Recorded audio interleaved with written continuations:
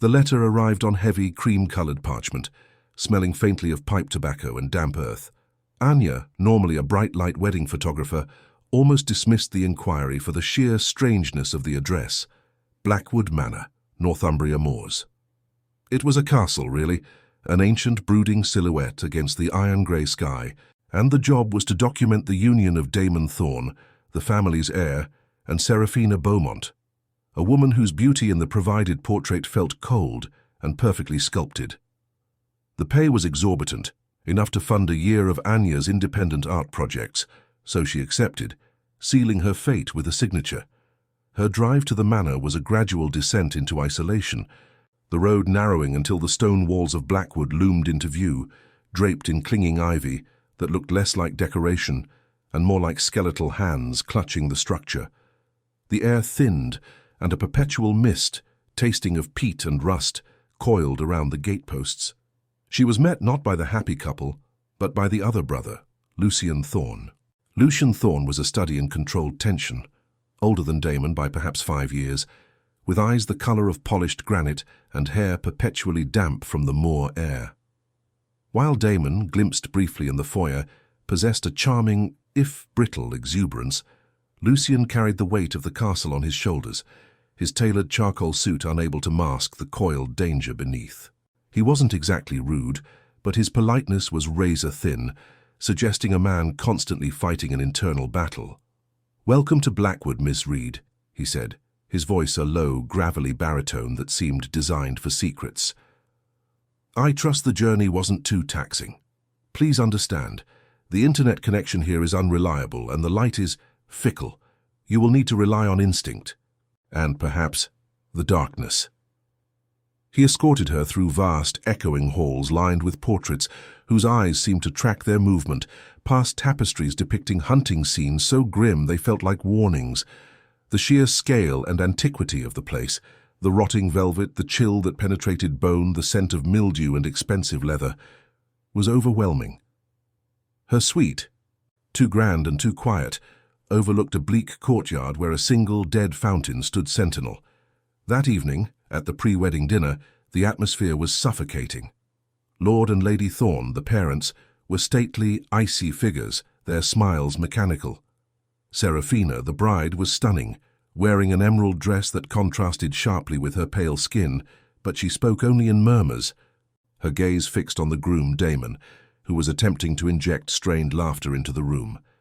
Lucian sat at the far end of the table, silent, observing everyone, but his gaze returned repeatedly to Anya, lingering just long enough to ignite a fleeting, unwelcome warmth in her chest. It was unsettling, that shared silence and observation. She was there to document joy, but all she felt was dread, an oppressive sense that the marriage was not a celebration of love, but a transaction being completed under duress. The tension between the brothers was palpable. Damon would shoot Lucian furtive, angry looks, and Lucian would respond with a cool, knowing stillness that infuriated his younger sibling. The next morning, the day before the wedding, everything shattered. Damon Thorne was gone. He hadn't just left. He had vanished from his locked chambers. The window was secured, the door double-bolted from the inside, yet the room was empty, save for a crumpled note tucked beneath a gilded candlestick. Lady Thorne, when informed by a distraught servant, simply placed her silver butter knife down with a delicate clink and instructed that the matter be handled with discretion.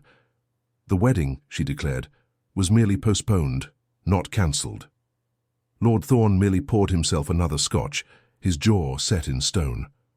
The only person who reacted with a flicker of genuine alarm was Seraphina, who excused herself, her perfect composure finally cracking, though whether it was grief or fear Anya couldn't tell. And then there was Lucian. He was the one who sought Anya out in the gloomy library, ostensibly to review the planned photo locations. "You are the only outsider here, Ms. Reid," he stated, leaning against a towering mahogany bookcase, his shadow engulfing her small frame. "The police will not be called. The Thornes have their own ways of handling internal matters." His proximity was immediate, dangerous. The air grew thick, pulling the focus away from the missing groom and onto the charged space between them. "And what are those ways, Mr. Thorne? What did the note say?" Anya asked, her voice barely a whisper. He hesitated, his eyes dark, unreadable. It was a farewell, vague. But Damon would never simply abandon his fiancée, not without a fight.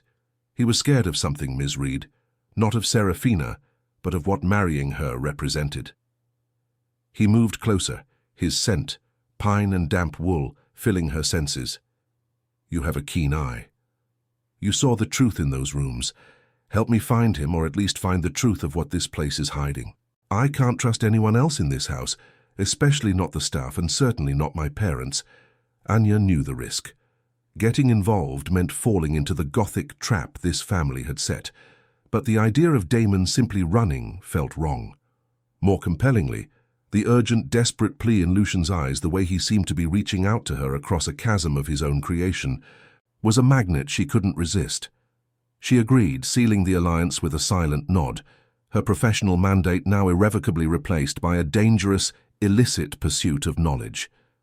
Their search began late that night, under the cover of a thick fog that swallowed the moonlight. Lucian gave her a heavy silver key, claiming it was a master key to the East Wing, rarely used since his grandfather's time. They moved through the labyrinthine corridors like ghosts, the floorboards groaning ancient complaints beneath their feet. Lucian, usually so reserved, became animated, a predator moving through familiar territory. He led her to a locked section of the library, behind a revolving shelf disguised by countless volumes of obsolete philosophy. This, he whispered, pushing the shelf aside with surprising force, revealing a hidden door, is where the Thornes keep their true history. Inside, the air was stale and colder than the rest of the castle, thick with the smell of old paper and dust. They discovered ledgers detailing financial transactions of impossible sums, old deeds to land long flooded by the sea, and most disturbingly, a series of journals written in a spidery, elegant hand, dating back nearly 2 centuries. The journals spoke of the Blackwood Pact, a promise made generations ago to secure the family's wealth and prestige, which demanded that the firstborn male heir marry a selected bride, on the condition that the second son would remain unmarried and devoted solely to the family's continuity, serving as the enforcer and keeper of the pact. Failure to comply resulted in erasure. As they read, the true, darker picture of Lucian's predicament emerged. Damon, as the firstborn, was expected to marry Seraphina, but Lucian, the second son, was expected to live a life of isolation, guarding the family's secrets and ensuring compliance. Damon's disappearance was not just a runaway groom scenario. It was a desperate act against a preordained fate, and Lucian's assistance was treason to his role. The realization brought their hidden tension to a head. They were trapped together in the close, dusty confines of the secret room, the only light coming from Anya's phone screen, casting sharp, fragmented shadows.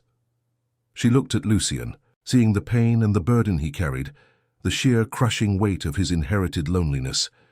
"You're the enforcer," she breathed, the accusation heavy but devoid of judgment. "Your job was to stop him, or perhaps to make sure he was erased."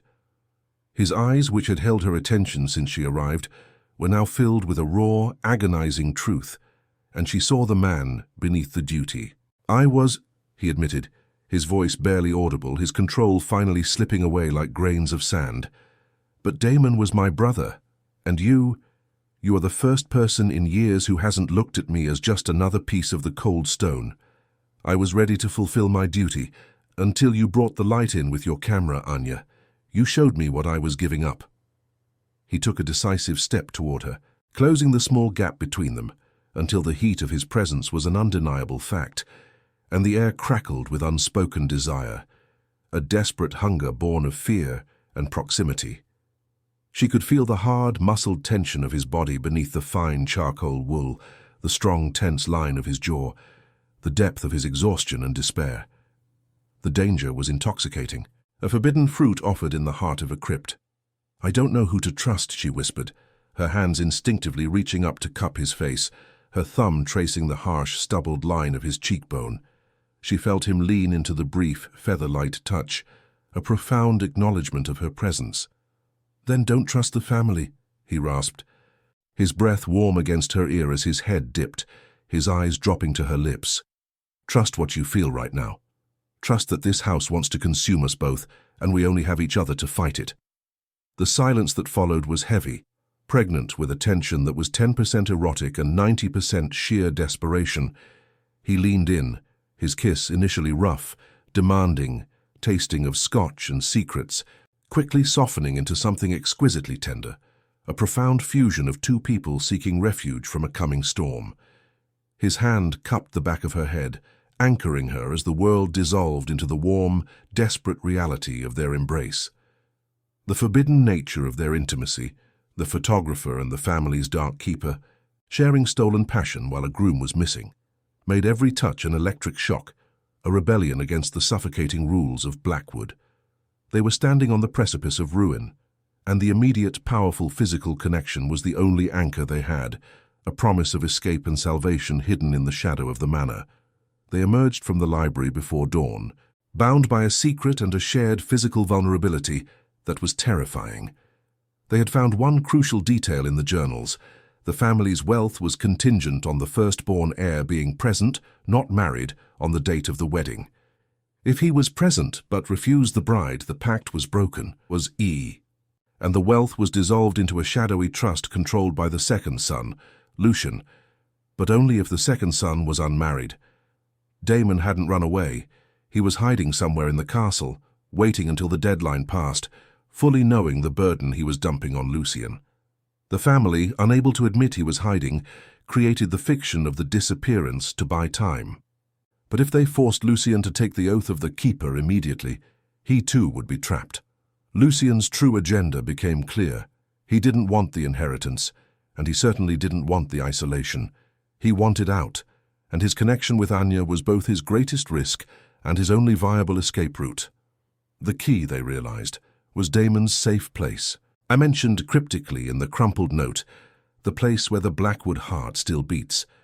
Lucian identified the reference, the old clock tower's maintenance room where the massive pendulum still swung, an echo of the castle's heart. The confrontation came hours later, not with the parents but with Seraphina. Anya and Lucian were making their way to the tower when Seraphina intercepted them in the east corridor, her emerald dress now replaced by a severe black suit. Her composure was back, colder than ever. "You shouldn't be here, Ms. Reid," Seraphina stated, her voice devoid of emotion. "And you, Lucian, you betray your blood for a mere distraction?" She held a small, antique silver pistol, pointing it steadily at Lucian. "Damon is safe. He is simply delayed until he realizes that the wealth, the Blackwood name, is more important than his fleeting conscience. The pact must be fulfilled. I knew you were weak, Lucian, but to choose this outsider over your destiny." Seraphina revealed herself as the true power player, the one who enforced the pact, ensuring the marriage happened to secure her own financial future, perhaps even running the disappearance plot. "Damon is upstairs," she admitted, her voice chillingly calm. "But if you go near him, Lucian, you break the pact entirely, and the family will be ruined. And you, Anya, will be eliminated as an unfortunate complication." The final showdown was not a grand Gothic chase, but a tense, silent stalemate in the dusty corridor, punctuated only by the distant, rhythmic ticking of the tower clock. Lucian stepped slightly in front of Anya, protecting her. "I have no destiny here, Seraphina. Damon and I broke the pact the moment he decided to hide, and the moment I decided to choose freedom." He had one move left. In a sudden, blinding burst of motion, he didn't lunge at Seraphina. Instead, he hurled the heavy silver master key he'd given Anya toward a massive, cracked Victorian mirror on the wall. The sound of shattering glass was deafening, drawing out the guards and, more importantly, distracting Seraphina for the split second they needed. Lucian tackled her, the small gun skittering across the marble floor. "Go, Anya, to the tower. Find Damon and bring him down before the sun sets. I'll buy you time." Anya didn't hesitate. She scrambled away, leaving Lucian struggling with Seraphina. She ran toward the clock tower, the heavy doors leading to the maintenance room surprisingly unlocked. Inside, the room was vast, dominated by the rhythmic, deafening swing of the enormous pendulum, and there, sitting on a wooden bench, pale and shaking, was Damon. He looked pathetic, a failed king who had abandoned his throne. "Damon, you have to come with me. You have to break the pact, once and for all," she urged, grabbing his arm. "Lucian is fighting them, giving us a chance."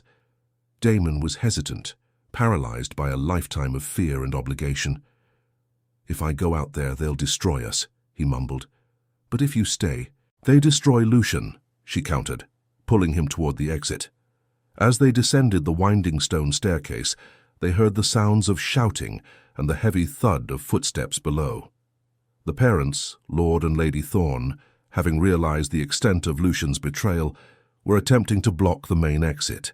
Just as Anya and Damon reached the ground floor, they saw Lucian, battered but standing, holding a heavy candelabra like a weapon, standing between them and the family. He had neutralized Seraphina and now faced the wrath of his parents. "I am not the keeper," Lucian declared, his voice ringing with a strength Anya hadn't heard before. "The pact is broken. Damon leaves and I leave with him. You have nothing."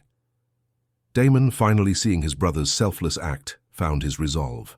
He pushed past Anya and stood beside Lucian. Seeing both of their sons united and ready to walk away from the centuries of control, Lord Thorne faltered, the power visibly draining from his face. The family's wealth, their influence, their secrets, it was all tied to the illusion of power, and that illusion had just been shattered by two brothers choosing freedom and the presence of an outsider who refused to conform to their dark world. The escape was messy, but complete. Anya, Lucian, and Damon slipped out through the kitchens, taking a back path toward the waiting hire car Anya had parked miles away, back on the main road. Damon's disappearance became permanent, but his reappearance to defy the pact was the seismic event that shook the Blackwood foundations. As they drove away, watching the hulking castle disappear into the permanent mist, Lucian turned to Anya, his face streaked with dirt and blood, but his eyes shining with a new fierce light. "You broke the curse, Anya, not with a photograph, but with light." He reached across the console, his hand finding hers, the contact feeling like a grounding rod in a storm. Damon in the back seat simply whispered, "Thank you, both." They drove until dawn, until the castle was a memory, and the Gothic gloom was replaced by the bright, terrifying uncertainty of a new life. Lucian, now utterly free, pursued a life he'd never thought possible, a life defined by his own choices, and a future entwined with the bright, tenacious photographer who had dared to shine a light on the darkest corners of Blackwood Manor.